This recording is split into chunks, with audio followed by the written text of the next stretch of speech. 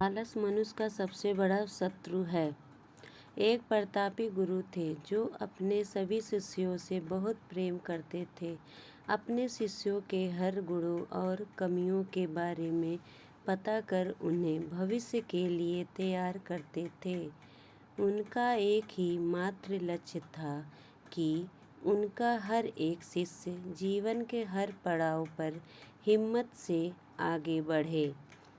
उनके सभी शिष्यों में एक शिष्य था जो अत्यंत भोला था, स्वभाव का बड़ा ही कोमल और सरल विचारों वाला था, लेकिन वह बहुत ज़्यादा आलसी था। आलस के कारण ही उसे कुछ भी पाने का मन नहीं था। वो बिना कर्म के मिलने वाले फल में रुचि रखता था। उसका यह अवगुण गुरु को बहुत परेशान कर रहा था। वे दिन रात अपने शिष्य के विषय में सोच रहे थे। एक दिन उन्होंने पारस पत्थर की कहानी अपने सभी शिष्यों को सुनाई। उस पत्थर के बारे में जानने के लिए सबसे अधिक जिज्ञासु वही शिष्य था। यह देख गुरु उसकी मंशा समझ गए। वे समझ गए कि यह आलसी है, इसीलिए उसे इस जादुई पत्थर की लालसा है।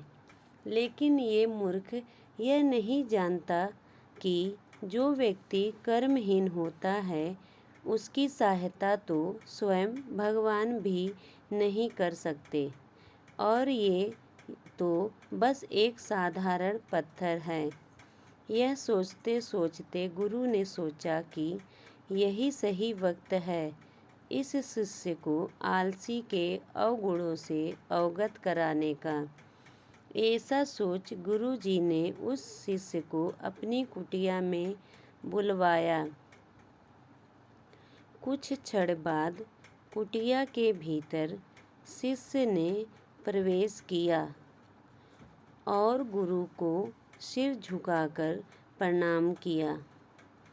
गुरु ने आशीर्वाद देते हुए कहा, बेटा, मैंने आज जिस पारस पत्थर की कहानी सुनाई वो पत्थर मेरे पास है और तुम मेरे प्रिय शिष्य हो, इसलिए मैं वो पत्थर सूर्य उदय से लेकर सूर्यास्त तक के लिए तुम्हें देना चाहता हूँ।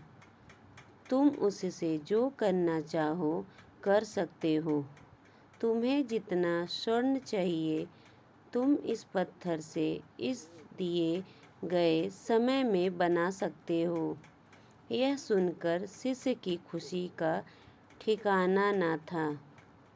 गुरु जी ने उसे प्रातः सूर्योदय से होने पर पत्थर देने का कहा। रात भर वह इस पत्थर के बारे में सोचता रहा। दूसरे दिन शिष्य ने गुरु जी से पत्थर लिया और सोचने लगा कि कितना स्वर्ण मेरे जीवन के लिए काफ़ी होगा, और इसी चिंतन में उसने आधा दिन निकाल दिया। भोजन कर वो अपने कक्ष में आया।